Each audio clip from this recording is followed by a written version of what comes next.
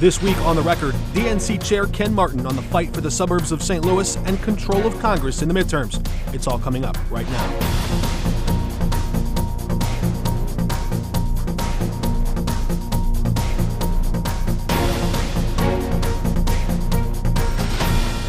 Welcome to The Record. I'm Mark Maxwell. National Democrats are spending big money and talking tough in Missouri, even as Republicans redraw the lines that will define the rules of the road to decide the balance of power in Congress.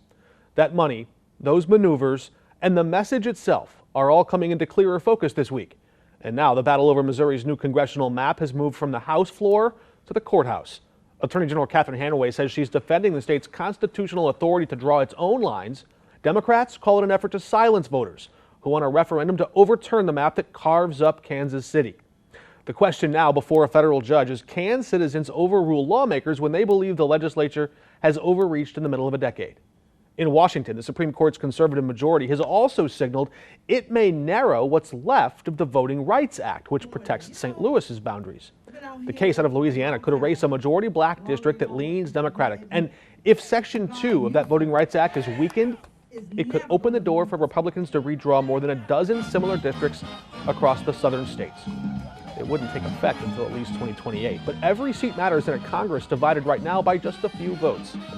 And across the country this weekend, the streets are expected to fill once again. Groups like Indivisible and their allies plan what they call the No Kings marches, with more than 2,000 rallies demanding limits on executive power and a vigorous defense of free speech. Organizers predict the largest single-day protest in modern American history, a direct rebuke to both President Trump and a warning shot to Democrats they see as too timid.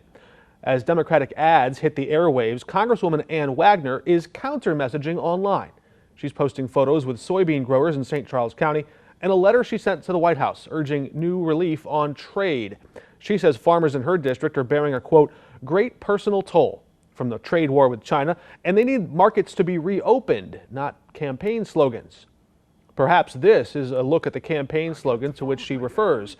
The DNC running this new ad featuring a soybean farmer is titled, "Farm Bailouts Are Band-Aids." In it, a farmer says his family's way of life is at risk due to Trump tariffs that have put up barriers between his crops and buyers abroad. It's that clash, National Democrats going after Missouri's farm vote and Republicans defending their new maps, that set the stage for my conversation with Democratic National Committee Chair Ken Martin. Mr. Martin, thanks for joining us. It looks like your team is deploying national messaging and big money into Missouri's 2nd Congressional District, a suburban seat in the St. Louis area that Republicans have held for years. Under the new map, though, that Missouri Republicans are trying to draw here, Donald Trump carried that district by 12 points. So what kind of Democrat do you think can actually break through there? Look, I mean, we know that when you organize everywhere, you can win anywhere. We've seen that already this year. There's been 45 elections on the ballot since Donald Trump was inaugurated, and Democrats are overperforming in all of them to the tune of about 16 percentage points, which means even in a 12-point district like the 2nd Congressional District, that Republican there, Ann Wagner, is vulnerable. And so we're going to organize everywhere. And frankly, we know that what's happening throughout this country right now with rural communities and certainly with farming communities that are being devastated, farm foreclosures that are at an all-time high. These tariffs are decimating rural economies throughout Missouri and frankly throughout the country. This is an opportunity for Democrats to get out there and to organize and to let people know that we're on their side. And as Republicans and Trump continue to fail Missourians, the Democratic Party is going to stand up and fight for farmers.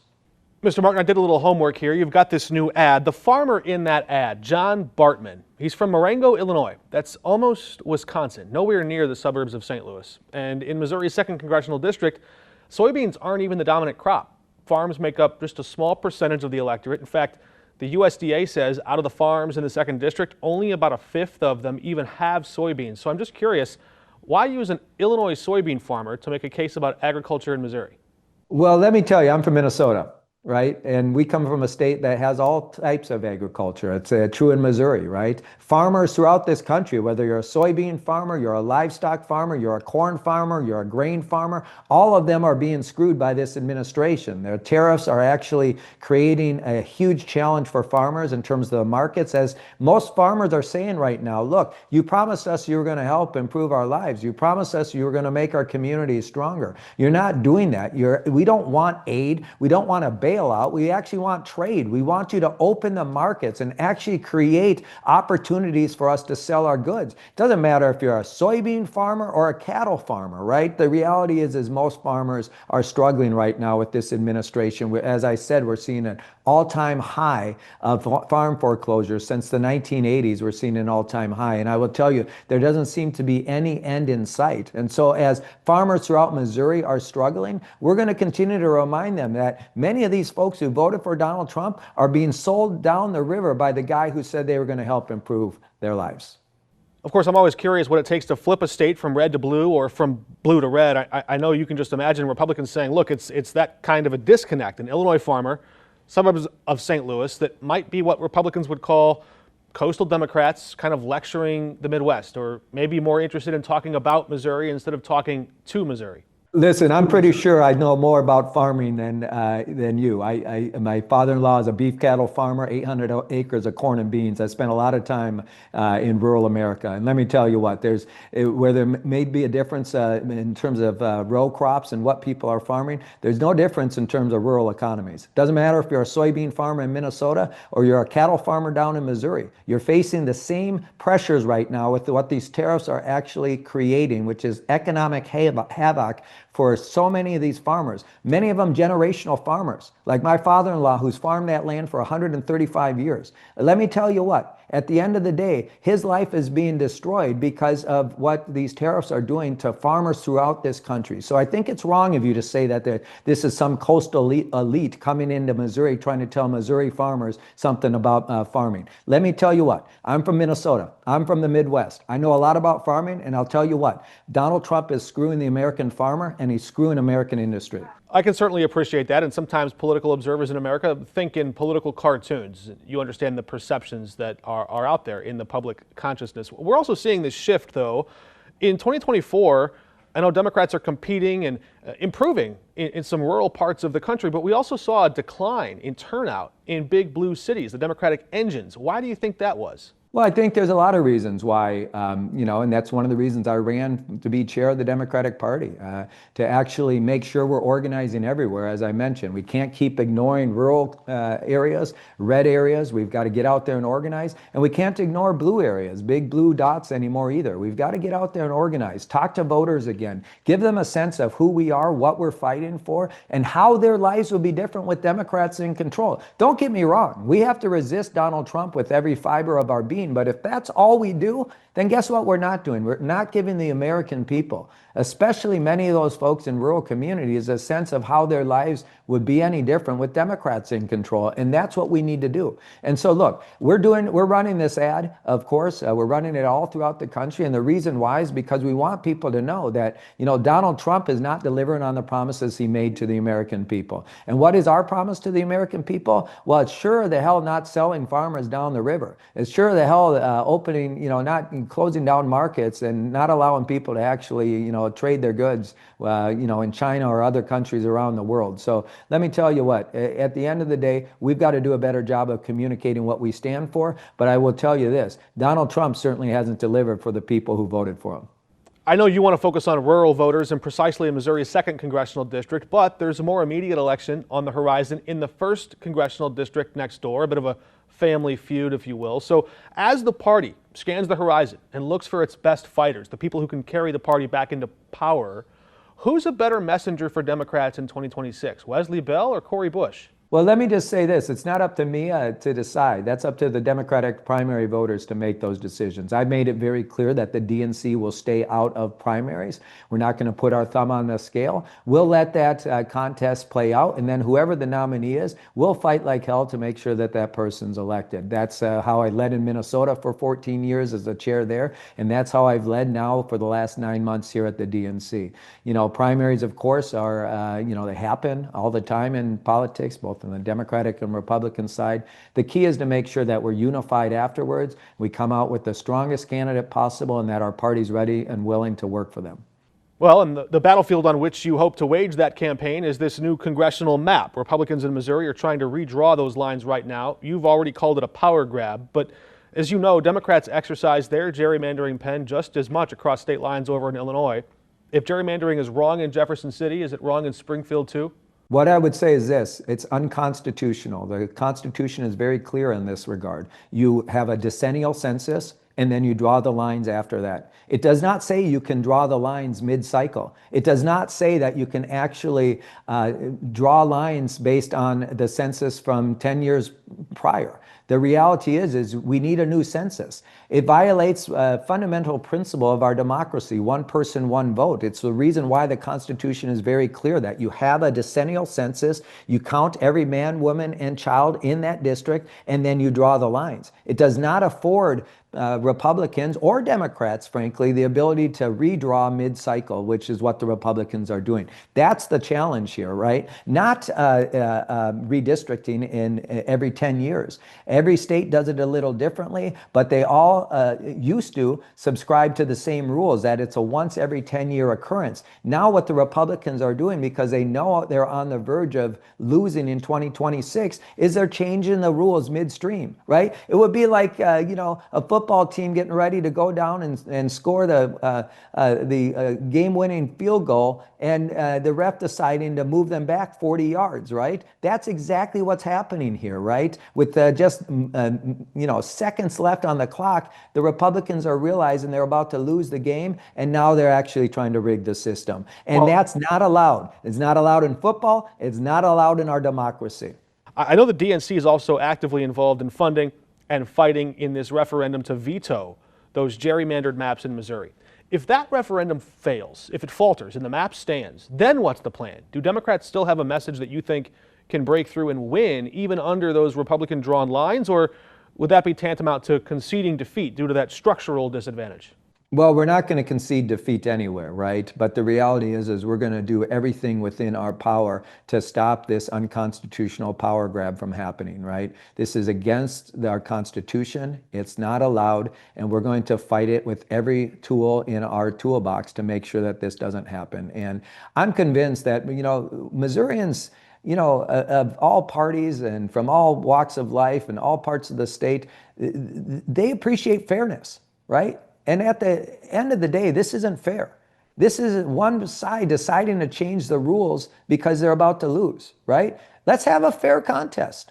Let's leave the maps the way they are and see how you fare then, right? But instead, what they're trying to do is steal a congressional seat in Kansas City, targeting Manuel Cleaver, a very good congressman, and trying to grab more power than what they're allowed. Let's not rig the system. Let's have a fair election. Let's have a free election. Let's win on our merits and not because you cheat. The Republicans are cheating here because they're about to lose. A lot more of our conversation with Ken Martin, the chair of the DNC, up on our website, ksdk.com. And the free 5+ app has an extended episode of The Record tomorrow night. Plus, Congresswoman Ann Wagner sits down with me for an exclusive one-on-one interview. That conversation debuts on 5 on Your Side tonight at 6. In Illinois, Governor J.B. Pritzker met with former U.S. generals and admirals on Thursday to discuss the Trump administration's ongoing militarization of Democratic cities.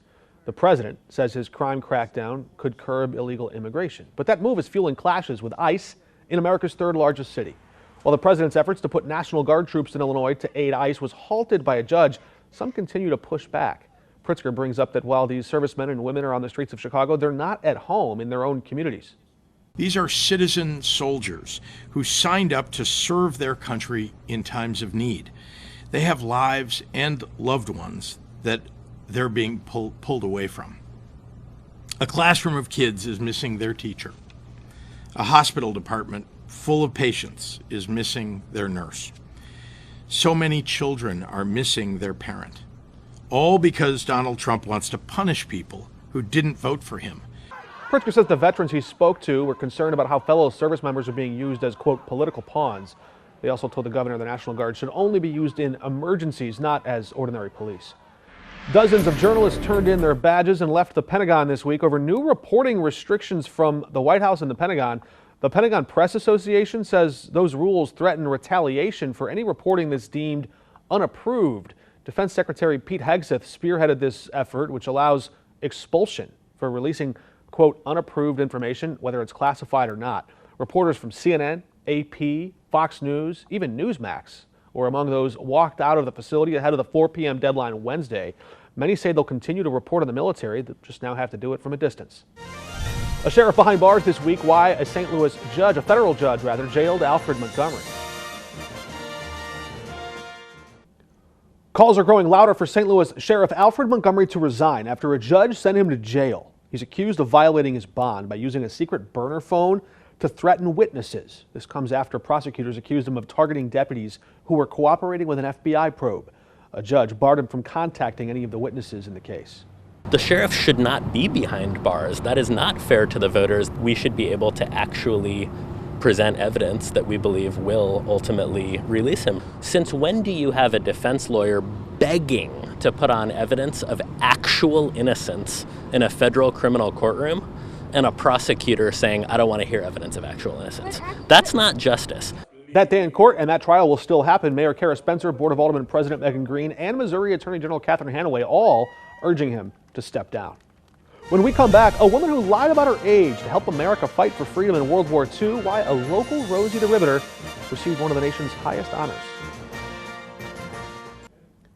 Before St. Louis was home to fighter jet factories, a teenage girl from Soulard lied about her age to head west and join the war effort to help win World War II. And this week, she got a long overdue thank you. Let's go check the record at the VFW Hall in Collinsville.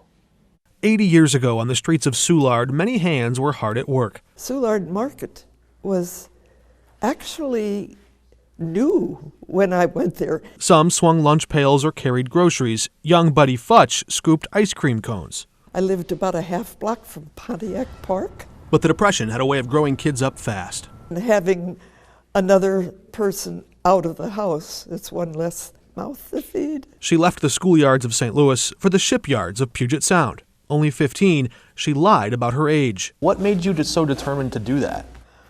Well, I wanted to get a job. I didn't want to go out there and not do anything. The year was 1943. The nation was bleeding men, and the war machine needed hands. My job was to catch that hot rivet, red hot, that long, that big around. Her steady hands helped mend the USS California, torn apart at Pearl Harbor. And as new ships came back for repairs, she set down the gloves and picked up a pencil, keeping a ledger of every rivet, every shift, every dime she earned. Hard work, cold mornings, long hours, and on occasion, an invitation. Some were harder to forget than others. I have a picture of one of them. Oh, bless his heart. That's Bruce. A young sailor, Bruce Campbell, caught her eye on the dance floor. And I couldn't get rid of his picture. It was just, he was too beautiful a young man. And so friendly, and anyway. Weeks later, a letter arrived from the South Pacific, the kind you'd read twice and never forget. Quite a lot of water has gone under the bridge since I was there with you, Bruce wrote. It seems more like a dream than reality. I certainly wish we had met sooner. There wasn't much time to get to know each other well. Perhaps someday we will meet again when this war is over. P.S. Pardon the writing. The ship is rocking. Bruce never made it home. The USS Monaghan sank in the Pacific.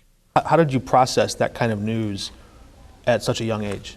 Oh, I knew to be aware of it, but I tried not to dwell on it because it was constant. You know, we were always looking for news. A year later, new headlines, this time joy instead of loss. But do you know what? I got fired on VJ Day.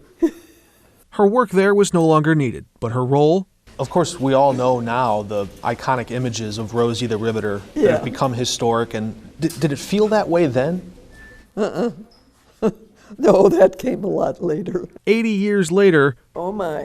Her hands hold a tangible token of her country's gratitude. Everybody gonna send me a picture? The oldest and highest civilian award in the United States. Even as she accepted the Congressional Gold Medal, beautiful. She stopped to think about what she'll leave to those who come behind. What Thank does you. one do when you've got 2 children and only She still laughs at all the fuss for just doing her job. Holy cow! In history books, they call her Rosie. Here in Collinsville, she's Betty the Riveter. Either way, she reminds us America was in good hands. Betty Wrigley looking great at 98. Congratulations to her. That Congressional Gold Medal has only been awarded fewer than 200 times in our nation's history. That's all for us this week. Until next time, we're off the record.